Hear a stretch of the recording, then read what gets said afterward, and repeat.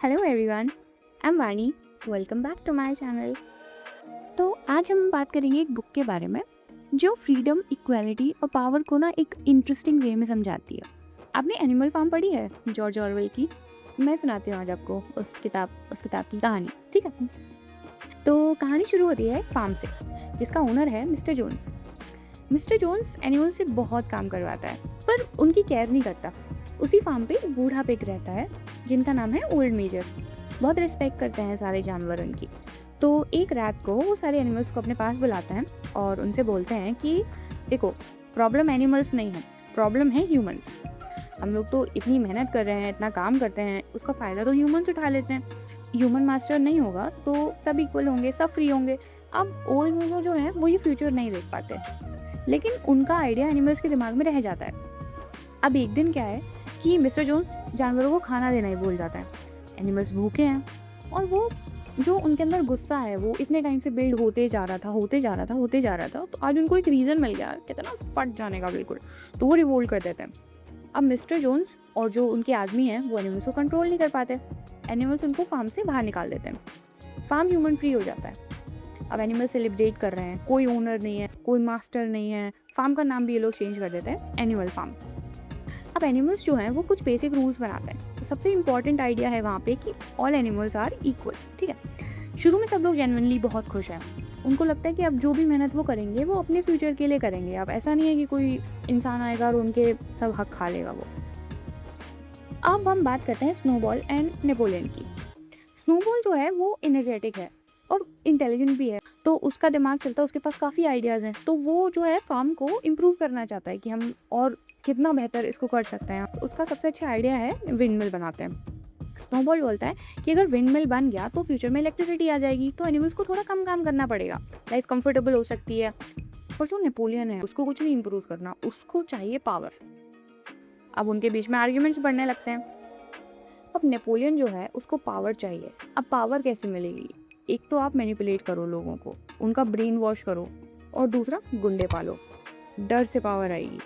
अब क्या होता है कि वो ना, नेपोलियन जो है वो कुछ डॉग्स को ट्रेन करने लगता है पीछे पीछे कि भाई ये मेरे काम आएंगे फ्यूचर में। तो एक दिन वही जो डॉग्स होते हैं जिनको वो ट्रेन कर रहा था इतने टाइम से, वो अपने डॉग्स को स्नोबॉल पे छोड़ देता है। स्नोबॉल जो है वो जान बचा के फार्म से भाग जाता है।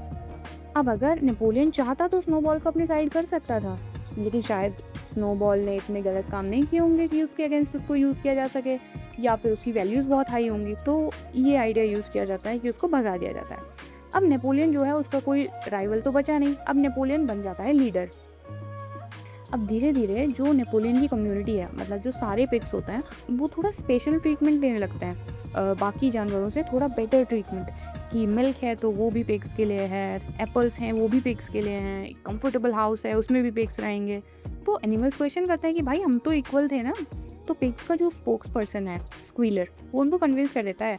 वो कहता है कि अच्छा तुम्हारे लिए है, हमारे जो पिग्स हैं वो तुम्हारे लिए तो सेक्रीफाइस कर रहे हैं, और किसके लिए कर रहे हैं? इतना काम करते हैं वो, और अगर वो हेल्दी नहीं रहेंगे तो फार्म कौन चलाएगा? अगर उनकी इमेज अच्छी नहीं होगी तो आपका ही तो नुकसान है उसमें। अब एनिमल्स मान जाते हैं, हो जाते हैं वो कन्विंस। क्यों? क्योंकि उनके पास इन्फॉर्मेशन ही नहीं है। और जो हमारा स्क्वीलर है ना, उसके पास एक बहुत ही बढ़िया टैलेंट है, वो मैनिपुलेट अच्छे से करता है। विंड मिल याद है, वो बन रही है, एनिमल्स बहुत मेहनत कर रहे हैं, लेकिन एक दिन तूफान आता है और विंड मिल डिस्ट्रॉय हो जाती है। नेपोलियन बोलता है स्नोबॉल ने किया है, वही स्नोबॉल जिसको इसने भगा दिया था अपने डॉग्स का यूज़ करके। अब स्नोबॉल तो फार्म पे है नहीं, तो वो अब कहाँ से सफाई देगा अपनी? और अगर देगा भी तो ज़रूरी है कि वो लोग मान जाएं, वो कितना ही सफाई देता रहे। तो अब कोई भी प्रॉब्लम आ रही है कि खाना कम पड़ गया तो स्नोबॉल ने किया, जानवर खुश नहीं है तो वो स्नोबॉल है उसका रीज़न। धीरे धीरे एनिमल्स को बिलीव करा दिया जाता है कि उनकी सारी प्रॉब्लम के पीछे स्नोबॉल है। अब एनिमल्स को लगता है नेपोलियन तो हमारा सेवियर है, अगर वो चला गया तो हमारा तो सर्वनाश हो जाएगा। एक कैरेक्टर है इस किताब का, बॉक्सर। ये एक पावरफुल हॉर्स है, बहुत हार्ड वर्किंग है और बहुत लॉयल है। एक तो उसका सोचना होता है कि मैं बहुत मेहनत करूँगा, और दूसरा है कि उसको लगता है नेपोलियन हमेशा सही है। अब जो फार्म में कोई भी प्रॉब्लम आती है तो बॉक्सर और ज़्यादा काम करता है। उसको लगता है कि अगर वो इनफ हार्ड वर्क करेगा तो फार्म बेटर हो जाएगा, लेकिन उसे रियलाइज़ नहीं होता कि सिस्टम जो है उसकी लॉयल्टी का फ़ायदा उठा रहा है। टाइम के साथ साथ बॉक्सर बूढ़ा हो जाता है और एक दिन काम करते करते वो कोलैप्स कर जाता है। तो जो एनिमल्स हैं वो सोचते हैं कि नेपोलियन यार कुछ बेटर ट्रीटमेंट देगा इसको, इतने टाइम से काम कर रहा है बॉक्सर यहाँ पे, इतने मेन जो चीज़ें हैं उसमें हमेशा साथ रहा है, अब वो बूढ़ा हो चुका है, उसके अंदर इतनी पावर नहीं है, तो जो नेपोलियन है वो कुछ बेटर करेगा उनके लिए, एटलीस्ट डॉक्टर के पास तो भेजेगा उनको। पर एक वैन आती है, बॉक्सर को उसमें डाल देते हैं, लेकिन वहाँ एक डंकी है बेंजामिन, वो जो वैन पे लिखा हुआ है ना वो पढ़ लेता है और उसको पता चलता है कि बॉक्सर को हॉस्पिटल नहीं लेके जा रहे हैं, उसको स्लॉटर हाउस ले जा रहे हैं। तो एनिमल्स जो हैं वो वैन के पीछे भागते हैं, बॉक्सर भी अंदर से हेल्प के लिए ट्राई करता है क्योंकि उसको आइडिया लग जाता है कि कुछ गड़बड़ हो रही है, लेकिन वैन चली जाती है और बॉक्सर कभी वापस नहीं आता। अब बॉक्सर ने पूरी ज़िंदगी उसी सिस्टम के लिए काम किया है और सिस्टम ने उसको डिस्कार्ड कर दिया जब वो उतना यूज़फुल नहीं रहा उनके लिए। अब नेपोलियन एक नया गेम खेलता है। कुछ एनिमल्स को अक्यूज़ किया जाता है कि वो ना स्नोबॉल के साथ मिले हुए हैं, उनसे कन्फेस कराया जाता है। अब जब उन्होंने कन्फेस कर ही लिया तो सोच सकते हो कि उसने क्या ही किया होगा उनके साथ। अब एनिमल्स रियलाइज़ करने लगते हैं कि भाई हमने रिवोल्यूशन किया क्यों था, मतलब हम तो इस सब से बचना चाहते थे ना, जो घटिया चीज़ें ह्यूमंस हमारे साथ कर रहे थे, हम उन चीज़ों से बचने के लिए तो कर रहे थे। अब क्या हो गया, अब ये बंदा तो हमारे बीच में से ही निकला था, नेपोलियन उनके बीच में से तो निकला था तो वो जानवर ही। भरोसा था कि ये हमारे लिए कुछ बेटर करेगा, इंसानों से तो बेटर ही करेगा, लेकिन हो गया उनके साथ धोखा, जो कि होता ही है सबके साथ। अब क्या हुआ, अब वो जो लीडर उनके बीच में से निकला है अब उनको उससे डर लगने लगता है। तो पिग्स जो है ना वो धीरे धीरे वो बिल्कुल ह्यूमंस जैसे बनते जा रहे हैं, उनके जैसा बिहेव करना शुरू कर देता है। घर में रहेंगे, बेड्स यूज़ कर रहे हैं, अल्कोहल कंज्यूम कर रहे हैं, ह्यूमंस के साथ बिजनेस करना स्टार्ट कर देते हैं।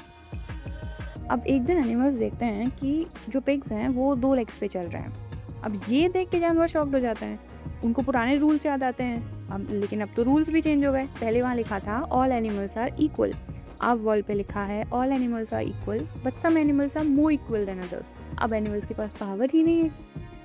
अब जो स्टोरी का फाइनल सीन है उसमें पिग्स ह्यूमंस के साथ एक रूम में बैठे हैं, ड्रिंक्स चल रही हैं, कार्ड्स खेले जा रहे हैं, हंसी मजाक हो रहा है और बाहर जो एनिमल्स हैं वो खिड़की से देख रहे हैं।